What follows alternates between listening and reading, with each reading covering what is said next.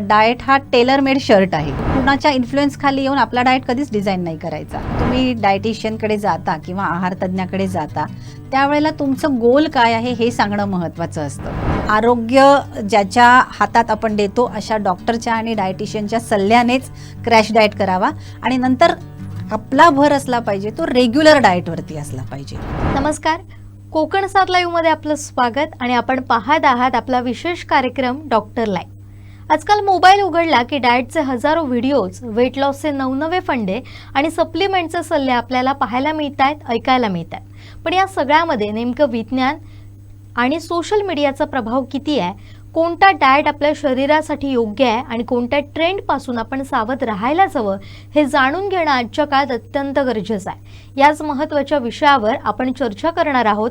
Diet trends, विज्ञान की social मीडियाचा प्रभाव या विषयावर सविस्तर मार्गदर्शन करण्यासाठी आपल्या स्टुडिओमध्ये उपस्थित आहेत प्रसिद्ध स्त्रीरोग तज्ज्ञ आणि आहार तज्ज्ञ डॉक्टर गौरी गणपत्ते मॅडम. मॅडम, आपलं मनपूर्वक स्वागत आजच्या या विशेष भागामध्ये. धन्यवाद. गेल्या भागामध्ये आपण अनेक मुद्दे जाणून घेतलेले होते, लठ्ठपणा संबंधीचे, ओबेसिटी संदर्भाचे. आज आपण जाणून घेणार आहोत की डाएट आपलं नेमकं कसं असायला हवं. मी मगाशी सुद्धा उल्लेख केलाय की मोबाईल उघडला की अनेक डाएट संबंधाचे व्हिडिओ आपल्याला पाहायला मिळतात. मग अशा वेळी सामान्यांनी नेमक्या कोणत्या गोष्टींवर विश्वास ठेवला पाहिजे? खरंय तुझं म्हणणं. आजकाल सोशल मीडियाचा नुसता भडीमार झालेला आहे. आपण मोबाईल उघडला की इंस्टाग्रामचे रील्स असतील किंवा फेसबुकवरती इन्फ्लुएन्सर्स असतील, सगळेजणांना डाएटबद्दल अतिशय चांगले चांगले सल्ले देतात आणि आपण कन्फ्यूज होतो की नक्की ह्यातलं काय करायचं. तर ॲक्च्युली हे लक्षात घेतलं पाहिजे की एकच डाएट हा सगळ्यांसाठी सुटेबल नसतो कधी. मी नेहमी एक उदाहरण देते की डाएट हा टेलर मेड शर्ट आहे. म्हणजे आपण जसं मॉलमधून एखादा ड्रेस आणला किंवा आपण टेलर मेडचं उदाहरण बघूया. आपण टेलरकडून शिवून आणलेला एखादा ड्रेस असतो, त्यावेळेला आपण व्यवस्थित माप देतो त्याला. तोच ड्रेस सगळ्यांना होईलच असं नाही. तसंच एक डाएट प्लॅन असेल तो सगळ्यांसाठी उपयोगी असतो असं नाही, कारण प्रत्येकाच्या रिक्वायरमेंट, प्रत्येकाचं एज, प्रत्येकाचं डेली गरजा ह्याच्यामध्ये खूप फरक असतो. मी असं म्हणेन की इन्फॉर्मेशन आणि नॉलेज ह्याच्यामध्ये खूप फरक आहे. तुम्हाला सोशल मीडियावर इन्फॉर्मेशन मिळेल पण नॉलेज नाही मिळणार. अगदीच. आता तुम्ही जसा उल्लेख केलाय की अनेक व्हिडिओज तुम्हाला पाहायला मिळत आहेत, अनेक इन्फ्लुएन्सर्स बोलताना तुम्हाला दिसतात किंवा डॉक्टर लोक तुम्हाला सांगताना दिसतात. पण अनेक जण आता एक सांगतात की मी अमुक डाएट प्लॅन वापरून पाहिलाय, मला त्याचा बराच फायदा झाला, तोच प्लॅन तू पण वापरून बघ तुला फायदा होतो. अशा वेळी जर कोणी सल्ला दिला तर नेमकं काय करावं आणि दुसऱ्याचा डाएट प्लॅन आपल्याला सूट होऊ शकतो का? नाही, असं तर अजिबात होणार नाही. मी तुला सांगितलं ते उदाहरण मी प्रत्येक पेशंटला देते शर्टाचं. कसं होतं की डाएट प्लॅन आपल्याला ज्या वेळेला सांगितला जातो त्यावेळेला त्या इंडिव्हिज्युअल व्यक्तीची गरज काय आहे, त्याचं वय काय आहे हे आधी कन्सिडर केलं जातं. त्याच्या लाईफची कुठल्या स्टेजमध्ये तो आहे हे बघितलं जातं. आणि आता कसं होतंय ना की रीलच्या युगामध्ये एखाद्याला जर एखादा डाएट उपयोगी पडला तर त्याला असं वाटतं हा डाएट सगळ्यांसाठी आहे आणि तो ज्या कॉन्फिडन्सने सांगतो ना त्यावेळेला ते सगळं बघून आपणही कन्फ्यूज होतो. ॲक्च्युली तसं नाही आहे. डाएटचा सल्ला जो आहे तो आयदर डॉक्टरांकडून किंवा आहार तज्ज्ञाकडूनच घेतला पाहिजे. कोणी पण उठून आपण एक महिनाभर अमुक एक डाएट केला आणि मग त्याने उपयोग झाला असं तर कधीच करू नये. आणि त्यातल्या त्यात मी सांगेन की क्रॅश डाएट्स जे असतात, म्हणजे अमुक एक खा, एक आठवडाभर नुसतं सॅलेड्स खा किंवा स्प्राउट्स खा आणि मी ते केलं आणि माझं वजन असं कमी झालं तसं कमी झालं. पण बॅक ऑफ दॅट ते सगळं केल्यानंतर बाकीचे न्यूट्रिशनल डिफिशियन्सीज काय येतात हे आपण सोशल मीडियावरती दाखवत नाहीत. त्यामुळे other part of the coin काय आहे हे आपल्याला कळत नाही. त्यामुळे असं कुणाच्या इन्फ्लुएन्स खाली येऊन आपला डाएट कधीच डिझाईन नाही करायचा. पण जेव्हा आपण डॉक्टरांकडे जातो आणि त्यांच्याकडून जर आपण एखादा डाएट प्लॅन घेतला तर विशेषतः त्यामध्ये कोणती काळजी आपण घ्यायला हवी असं तुम्हाला वाटतं? हां, बेसिकली जेव्हा तुम्ही डायटिशियनकडे जाता किंवा आहार तज्ज्ञाकडे जाता त्यावेळेला तुमचं गोल काय आहे हे सांगणं महत्त्वाचं असतं. म्हणजे आता काही जणांना असं असतं की पुढे एखादी स्विमिंग कॉम्पिटिशन आहे, रनिंग कॉम्पिटिशन आहे, त्याच्यामध्ये परफॉर्मन्स चांगला करायचा आहे, तर त्याच्या न्यूट्रिशनल गरजा ज्या असतात त्या कदाचित वेगळ्या असतील. काही जणांना असतं की इन्फर्टिलिटी आहे, वजन जास्ती आहे आणि त्यांना कन्सीव्ह व्हायचं आहे, त्याच्यामध्ये त्यांचं वजन हा अडथळा ठरतोय, त्याच्यासाठी आपल्याला कधी कधी वेगळ्या प्रकारे त्या पेशंटला ट्रीट करायला लागतं. काही प्रेग्नंट वुमन असतात काही लॅक्टेटिंग वुमन असतात. प्रत्येक एज क्रायटेरियामध्ये तुमची रिक्वायरमेंट वेगवेगळी असते. त्यामुळे तुम्ही ज्या वेळेला डॉक्टरांकडे जाता आहात किंवा डायटिशियनकडे जात असाल तर त्यावेळेला तुम्ही सांगितलं पाहिजे की तुम्हाला काय करायचं आहे, नक्की तुम्हाला काय अपेक्षित आहे. फिटनेससाठी डाएट पाहिजे, वेट लॉससाठी डाएट पाहिजे, तुमचा परफॉर्मन्स सुधारण्यासाठी पाहिजे. आधी तुमचं गोल डॉक्टरांना सांगितलं पाहिजे. हे तुम्हाला किती दिवसात अचीव करायचं आहे ह्याच्याबद्दल डॉक्टरांशी चर्चा करायला पाहिजे. नाहीतर तुम्हाला एखादं करायचं असेल त्याला 1 महिन्याचा कालावधी असेल तर डाएट प्लॅन वेगळा करता येतो.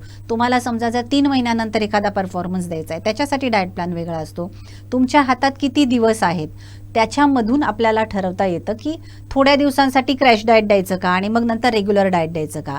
या सगळ्यात मी तर असं सांगेन काही दिवसांपुरता क्रॅश डाएट केला तर हरकत नाही, पण ते अर्थात आरोग्य ज्याच्या हातात आपण देतो अशा डॉक्टरच्या आणि डायटिशियनच्या सल्ल्यानेच क्रॅश डाएट करावा आणि नंतर आपला भर असला पाहिजे तो रेग्युलर डाएटवरती असला पाहिजे.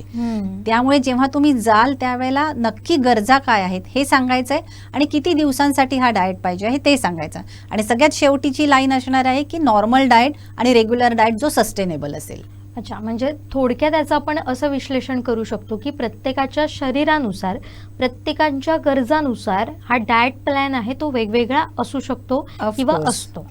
पण याचबरोबर आता डाएट म्हटल्यानंतर अनेकांचा समज असा असतो की एकतर मी कमी खाल्लं पाहिजे किंवा माझं वजन कमी करणं म्हणजे डाएट करणं. हा जो समज आहे तो कितपत योग्य आहे याविषयी काय सांगाल? नाही, हा समज तर खूपच जणांचा असतो. मी मागे पण एकदा व्हिडिओत सांगितलं होतं की लोक माझ्याकडे येण्याच्या अगोदर मला सांगतात की तुमच्याकडे येण्याच्या आधी मी हे डाएट प्लॅन अनुभवलेले आहेत किंवा हे फॉलो केलेले आहेत. तर तसं चुकीचं आहे. लोकांना ना डाएट म्हणजे पर्सनॅलिटी डेव्हलप करणं ह्याच्यासाठी हवं असतं. म्हणजे आता तर मला गंमत वाटते, कॉलेजमधल्या मुली म्हणजे ज्यांचं वजन हार्डली 43-45 किलो असतं त्यासुद्धा सांगतात, इवन त्यांच्या आया पण असं सांगतात, नाही हो ही खातच नाही. का नाही खात? नाही, मी जाड होईन म्हणून खात नाही. तर ॲक्च्युली पर्सनॅलिटी आपण जे बघतो, आपण बघताना काय करतो, ज्या सेलिब्रिटीज आहेत त्यांच्याकडे बघतो, त्यांची कशी सडपातळ बांधा आहे ते आपण बघायला जातो. पण आजकाल माहिती आपल्याला सगळ्यांना फोटो एडिट केले जातात, फिल्टर्स लावले जातात. त्यामुळे अगदी वजनाच्या प्रमाणात कमी असणं म्हणजेच पर्सनॅलिटी चांगलं असणं असं नाही आहे. आणि डाएट करणं म्हणजे वजन कमी करणं असंही नाही आहे. मगाशी म्हटलं तसं डाएट याचा अर्थ तुम्ही फिट असणं पाहिजे हे जास्ती महत्त्वाचं आहे. अमुक एखादा डाएट खाऊन जर तुम्हाला आजार पण येत नसेल, तुम्ही जर हेल्दी राहत असाल तर त्यापेक्षा दुसरी अचिव्हमेंट काय आहे ना. बरोबर. पण याचबरोबर अनेकांचा असा समज असतो की सप्लिमेंटशिवाय त्यांच्या शरीराला पोषण मिळूच शकत नाही आणि त्यामुळे हा समज आता कुठेतरी वाढताना दिसतोय. पण खरंच प्रत्येकाला सप्लिमेंटची गरज असते का? खरं तर असं आहे की तुमचा डाएट जर चांगला असेल तर तुम्हाला सप्लिमेंट्सची गरज लागत नाही. तुम्हाला डिफिशियन्सीज आहेत हे तुम्ही ओळखू नाही ना शकत. तुम्हाला डिफिशियन्सी आहे हे तुमचे डॉक्टर ओळखू शकतात. सप्लिमेंट्सची गरज कधी लागते? ज्या वेळेला काही डिफिशियन्सी असेल किंवा तुम्ही एक ठराविक स्टेजेसमधून जात असाल. मी मगाशी म्हटलं तसं आयदर यू आर प्रेग्नंट, लॅक्टेटिंग म्हणजे दूध पाजणारी आई असेल, कारण तिला बाळाला जास्ती पोषण द्यायचे, तिच्यामध्ये सप्लिमेंट्सची गरज लागते.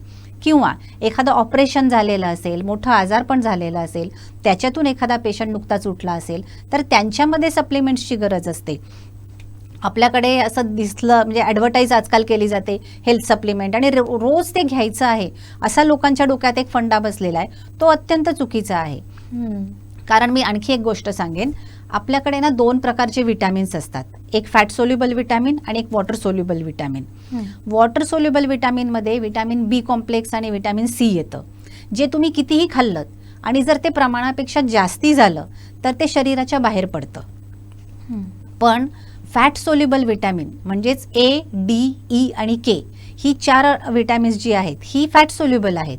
आणि ही जर तुम्ही वर्षानुवर्ष खात राहिलात तर त्याची टॉक्सिसिटी होते शरीरामध्ये. ह्याचा आपण कुठेच विचार करत नाही. आणि एखादं चांगलं सप्लिमेंट आहे, अमुक एक व्यक्ती घेते म्हणून आज हे सप्लिमेंट, उद्या ते सप्लिमेंट, हे सगळं करण्यापेक्षा त्यातल्या त्यात जरा प्रोटीनयुक्त आहाराकडे लक्ष द्या. ते सुद्धा प्रोटीन चांगलं असेल की नाही ह्याची आजकाल गॅरंटी देता येत नाही. सो कुठलाही सप्लिमेंटचा जो भाग आहे, कारण प्रोटीन सप्लिमेंट आजकाल लोक जास्ती प्रिफर करतात ना, तर कुठल्याही गोळ्यांच्या फॉर्ममध्ये किंवा पावडरच्या फॉर्ममध्ये सप्लिमेंट घेणं हे डॉक्टरच्या सल्ल्याशिवाय करणं अत्यंत चुकीचं आहे. आता तुम्ही ज्याचा उल्लेख केलाय तो म्हणजे आहार. पण अनेकदा असं म्हटलं जातं की विदेशी बाबा आता जे काही पदार्थ आहेत तेच तुम्हाला जास्त पोषण देतात. तुलनेनं आपल्या रोजचे म्हणजे जे पारंपरिक घरगुती पदार्थ आहेत त्यांच्या तुलनेमध्ये विदेशी पदार्थांमध्ये जास्त पोषण असतं. असा जो काही समज आहे तर त्याबद्दल तुम्ही काय सांगाल? नाही, एकदम चुकीचा समज आहे. म्हणजे मला वाईट वाटतं की डाएट करताना लोक किंवा अगदी साध्या घरातली लोक सुद्धा असं वाटतं त्यांना की आपण 200 रुपये किलोची ॲपल आणावी, किवी फ्रूट आणावं आणि आपल्या मुलांना खायला घालावं आणि ते नाही मिळालं तर त्यांना एक डिप्रेशन येतं. मी त्यांना सांगेन की हे अत्यंत चुकीचं आहे की परदेशी फूड आहे तेच म्हणजे क्विनोआ असेल किंवा चिया सीड्स असतील ह्यांचं खूप आजकाल प्रमोशन केलं जातं. रील्स पण आजकाल आपल्याला तसंच सांगतात. पण मी तुम्हाला सांगेन की डाएटच्या बाबतीत एक साधी गोष्ट अशी आहे, तुम्ही जिथे राहता आहात तिथलं लोकल फूड जे आहे ते तुमच्यासाठी खूप चांगलं आहे. कारण तिथल्या वातावरणात ते तयार झालेलं आहे. त्या फॅमिलियर आहात तुम्ही त्या वातावरणाशी आणि तुमच्या पचनशक्तीशी रिलेटेड ज्या काही गोष्टी आहेत ते त्याच्यामधून सहज अचीव होतं आणि त्यातली जे न्यूट्रियंट्स आहेत ते तुम्हाला सहज पचू शकतात आणि ते न्यूट्रियंट्स आहेत हे तुम्हाला चांगली एनर्जी देऊ शकतात. आपल्या एरियामध्ये नाचणी असेल, कुळीथ असेल किंवा फळांच्या बाबतीत मी सांगेन की जांब हे तर माझ्याकडे असं खूप मला जाणवतं. आमच्या आवारामध्ये जामचं झाड आहे, अक्षरशः असं लगडलेलं असतं उन्हाळ्याच्या दिवसांमध्ये. मी स्वतः तर खातेच, पण जे पेशंट येतील त्यांना पण सांगते घेऊन जाते जाम. ते पडण्यापेक्षा कोणाच्या तरी पोटात गेलेले कधी पण चांगलं. आपण वॉटरमेलॉन म्हणजे कलिंगडं विकत आणतो ती खातो, पण आपल्या आजूबाजूला कोकणात तर बऱ्याच जणांच्या घराच्या आजूबाजूला जामचं झाड असतं. ते साधं आहे, किती हायड्रेटेड आहे त्याच्यामध्ये, किती चांगले न्यूट्रियंट्स आहेत. किंवा साधे काजू बोंड आपण खात नाही, टाकून देतो, पण ती काजू बोंड आठवड्यातून एकदा दोनदा तरी खा, कारण ह्या सीझनमध्ये तुम्हाला मिळत आहेत. अगदी किवी फ्रूट आणून खाल्लं पाहिजे असंही काही नाही. तुमच्या लोकल मार्केटमध्ये आजूबाजूला जी काही फळं असतील, जे धान्य असेल ते पण अत्यंत चांगलं असतं आणि त्याच्यामध्ये सुद्धा सुपरफूड सारख्या काही क्वालिटीज असतात. फक्त त्या हायलाईट झालेल्या नाही आहेत, त्यांची ॲडव्हर्टाईज झालेली नाही आहे. म्हणून आपल्याला असं वाटतं की ज्यांची ॲडव्हर्टाईज होतं तेच फूड चांगलं आहे, असं नाही आहे. आजूबाजूचं जे लोकल फूड आहे ते खा, त्याच्यातून उत्तम न्यूट्रियंट्स तुम्हाला मिळतील. अगदीच. पण याचबरोबर आणखीन एक समज निर्माण होतोय तो म्हणजे सोशल मीडियामुळे. अर्थात आपण आता सोशल मीडिया आणि डाएट याबद्दल बोलतोय. तर सोशल मीडियामुळे काय झालं तर परफेक्ट बॉडी हा एक ट्रेंड तयार झालेला आहे आणि जर माझी बॉडी तशी नसेल तर मी कुठेतरी कुरूपच दिसते हा एक समज तयार होऊ लागलेला आहे. तर हा दबाव विशेषतः तरुणाईवर आपल्याला दिसून येतो. तर याचा परिणाम या तरुणांवर कसा काय होताना तुम्हाला दिसतो? जर तुम्ही आहार तज्ज्ञ म्हणून आपण आता बोलतोय तर त्याबद्दल तुमची मतं काय आहेत? नाही, मी ज्या वेळेला प्रॅक्टिस करताना बघते ना, तरुण मुलं मुली माझ्याकडे येतात, त्यांच्यावरती सोशल मीडियाचा प्रभाव म्हणण्यापेक्षा मी दबाव म्हणेन. तू शब्द एकदम बरोबर वापरलायस. हा दबाव खूप जास्ती असतो. म्हणजे त्यांना असं वाटतं माझं 6 पॅक बॉडी दिसत नाही आहे किंवा माझे बायसेप चांगले दिसत नाही आहेत किंवा एखादी स्त्री असते तिला असं वाटतं माझी कंबरच जाड आहे किंवा माझं वजनच जास्ती आहे. हे सगळे जे आहेत हे हेल्थशी रिलेटेड प्रॉब्लेम्स आहेत ना की ब्युटी रिलेटेड प्रॉब्लेम्स आहेत. आपण त्यांना ब्युटी रिलेटेड करतो म्हणून आपण ते जास्ती हायलाईट करतो. कारण तू म्हणलीस तसं आजकाल पर्सनॅलिटी डेव्हलप करणं हे जास्ती बघतात लोक आणि ऑफकोर्स त्याच्यामधून डिप्रेशन येतं कारण ते रिअलिस्टिक नसतात डाएट. आता आपण बघतो ना Dixit diet, Diwekar diet, intermittent fasting. आता एखाद्याला समजा एखादा डाएट प्लॅन सुटेबल होत असेल तर दुसऱ्याला तसं होईलच असं नाही ना. इंटरमिटंट फास्टिंगमध्ये तुम्ही 8 तास, 12 तास, 14 तासापर्यंत तुम्ही उपाशी राहायचं आहे. पण एखाद्याला भूक जर मारता येत नसेल किंवा सहन होत नसेल आणि त्यांनी जबरदस्ती तसं केलं तर त्याचा परिणाम त्याच्या कामाच्या ठिकाणी होणार आहे, त्याच्या एनर्जीवरती होणार आहे, त्याच्या पर्सनॅलिटीवरती होणार आहे. आणि डाएट करत असताना ना लोक काय करतात, आहार कमी खायला सुरुवात करतात किंवा मील स्किप करतात. त्याच्यामुळे काय होतं की तुमचं वजन कमी होतं, नाही असं नाही, पण त्याच्याबरोबर सगळ्यात महत्त्वाचं होतं म्हणजे तुमचा मसल लॉस होतो. प्रोटीन्स शरीरातले कमी होतात आणि मग चिडचिडा स्वभाव होणं, केस गळणं, चेहऱ्यावरती पिंपल्स येणं, ही अशी काय म्हणतात कॉम्प्लिकेशन्स तयार होतात. पण ते जर आपल्याला टाळायचं असेल तर आपल्याला ॲक्च्युली डाएट म्हणजे काय आणि पर्सनॅलिटी म्हणजे काय, आपला आयडियल बॉडी वेट काय हे माहिती असणं खूप गरजेचं आहे. पण यातमध्ये आपण सुवर्ण मध्य कसं काय काढू शकतो? कारण जेव्हा आपण उपाशी राहतो, तुम्ही असं म्हणतात की या सगळ्या प्रोसेसमध्ये उपाशी राहणं येतं, कमी खाणं येतं, त्याचा परिणाम हा विपरीत होताना आपल्याला दिसतोय. जसं तुम्ही अगदी. म्हटलात की मसल लॉस होतो. मग सुवर्ण मध्य कसा काय काढायचा? छान प्रश्न आहे हा. सुवर्ण मध्य काढायचा असेल तर सगळ्यात पहिल्यांदा आपल्या खाण्यापिण्याच्या सवयी काय आहेत हे फार महत्त्वाचं असतं. आपल्या कामाच्या वेळा काय आहेत हेही महत्त्वाचं असतं. नाहीतर काय होतं ना, एखाद्याची कामाची वेळ सकाळी लवकरची असेल आणि ती सगळी वेळ जर फास्टिंगमध्ये जाणार असेल तर कामाच्या ठिकाणी एनर्जी कुठून येणार? त्यामुळे आपलं वर्क कसं आहे हे बघून आपल्याला कुठल्या काळामध्ये एनर्जीची गरज आहे त्याप्रमाणे आपला डाएट प्लॅन डिझाईन करून घेतला पाहिजे. अगदी साधं जनरल सांगायचं असेल तर सकाळचा ब्रेकफास्ट 8 ते 8:30च्या दरम्यान, दुपारचं जेवण ॲक्च्युली 12:30 ते 1च्या दरम्यान आणि रात्रीचं जेवण आहे ते संध्याकाळी 7:30च्या आतमध्ये. हे आयडियल आणि हेल्दी डाएट आहे. कारण ह्या काळामध्ये म्हणजे ह्याच्यामध्ये काय होतं, 2 मीलमधलं अंतरसुद्धा चांगलं असतं, तुम्हाला एनर्जी पण मिळते, पचन पण चांगलं होतं. आणि रात्री 7:30 नंतर म्हणजे जेवल्यानंतर तुम्ही झोपेपर्यंत जे तुमची हालचाल होते त्याच्यामध्ये अन्न तुमचं ऑलरेडी पचायला लागलेलं असतं. आजकाल बघ, रात्री उशिरा जेवतात, उशिरा झोपतात आणि सकाळी उशिरा उठतात. म्हणजे इकडे रात्री 11, 11:30, 12पर्यंत डिनर पार्टी चालूच असते आणि मग त्याच्यानंतर घरी यायचं आणि झोपायचं 1 वाजता आणि मग सकाळी उशिरा उठायचं की जेवणाची वेळ म्हणण्यापेक्षा नाश्त्याची वेळ स्किप झालेली असते. तर असं करण्यापेक्षा नुसतं डाएट आणि डाएटच्याशी रिलेटेड राहून चालत नाही, तर त्याच्याबरोबर आपली दिनचर्या काय आहे ते पण महत्त्वाचं आहे. नाईट शिफ्ट करणाऱ्यांना वेगळ्या प्रकारचा डाएट आपण सजेस्ट करतो. सकाळी शाळेत जाणाऱ्या मुलांचा डाएट, ज्यांची शाळा दुपारची असेल त्या लोकांना एनर्जी मिळण्यासाठी असं वेगवेगळ्या प्रकारच्या वेळेला तुमचं डाएट कसं आहे हे डिझाईन करणं फार महत्त्वाचं असतं. म्हणून मी सगळ्यात पहिले असं सांगेन, अगदी बेसिकपासून आपल्याला बघायचं असेल तर पहिले तुम्ही स्त्री आहात की पुरुष आहात त्याच्यावरती तुमच्या कॅलरी रिक्वायरमेंट असतात. तुमचं एज किती आहे त्याच्यावर तुमची प्रोटीन रिक्वायरमेंट अवलंबून असते. तुम्ही कुठल्या वेगळ्या विशिष्ट फेजमध्ये आहात का ते महत्त्वाचं असतं. तुमचं आत्ता एक्झिस्टिंग वजन काय आहे, तुमच्या डिफिशियन्सीज काय आहेत हे महत्त्वाचं असतं. आणि मग त्याच्यानंतर येतं तुमच्या आवडीनिवडी, तुमच्या कामाचं स्वरूप आणि तुम्ही कुठल्या एरियामध्ये राहता, तिथे कुठल्या प्रकारच्या भाज्या मिळत आहेत, कशा प्रकारचं मार्केट आहे ह्याच्यावरती सुद्धा डाएट प्लॅन अवलंबून असतो.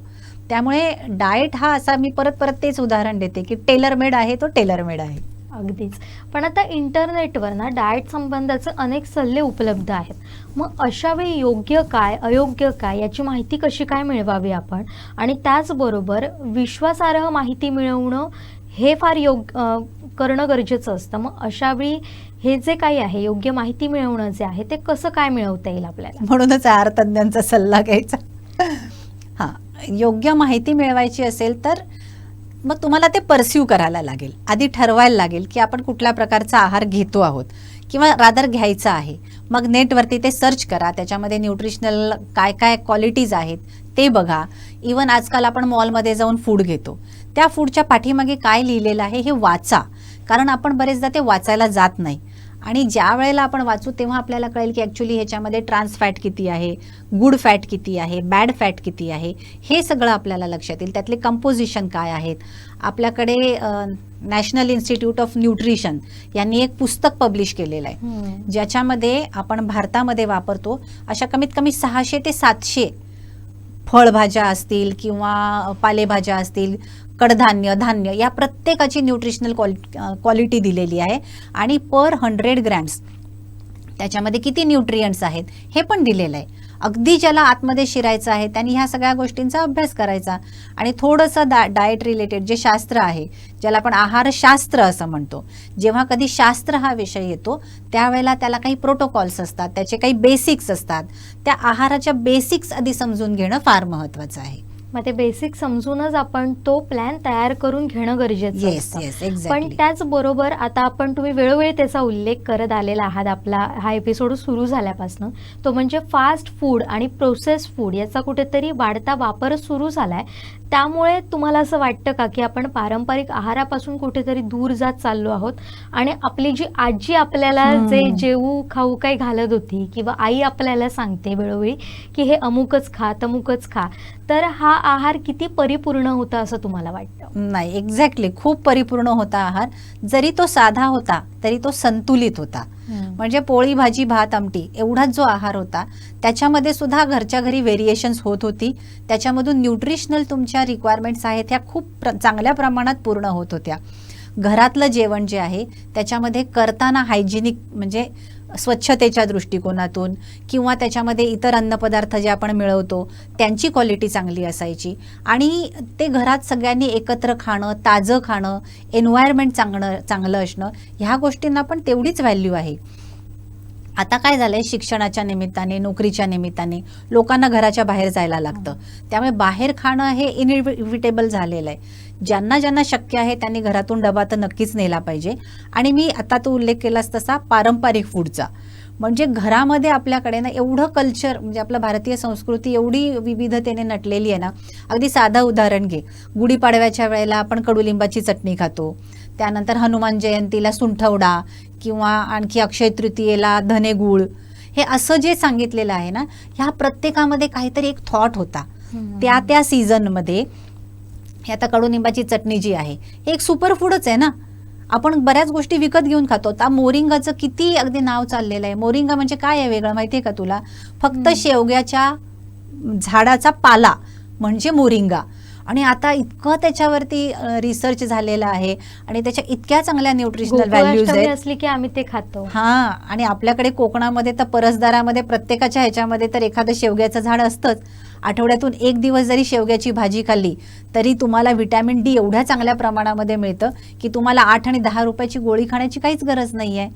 अशा पद्धतीने प्रत्येक सणवार असेल, प्रत्येक ऋतू असेल, त्यानुसार जो पारंपरिक डाएट होता त्याला काहीतरी एक शास्त्रीय बेस होता की त्या त्या सीझनमध्ये शरीराची पचनशक्ती म्हण, शरीराची रिक्वायरमेंट म्हण किंवा त्यावेळेला आसमंतामध्ये त्या प्रकारच्या वनस्पती उगवून येत होत्या. आपण आता रानटी भाज्यांचं प्रदर्शन लावतो बघ, त्याच्यामध्ये खूप चांगल्या प्रकारच्या न्यूट्रिएंट्स असतात, म्हणजे विटॅमिन्स असतात, मिनरल्स असतात त्याच्यामध्ये, आणि स्ट्रेस एलिमेंट्स असतात, म्हणजे जे अगदी कमी प्रमाणामध्ये आपल्या शरीराला लागतात पण गरजेचे असतात.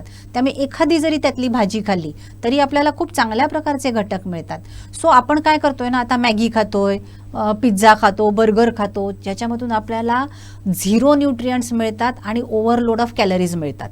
म्हणजे आपल्याला फक्त बॅड फॅट मिळत आहेत ना, त्याच्यातून आपल्याला प्रोटीन्स मिळत आहेत ना, त्याच्यातून फायबर्स मिळत आहेत, काहीच चांगलं मिळत नाही आहे. पण फक्त ते तोंडाला चांगलं लागतं, चवीला चांगलं लागतं.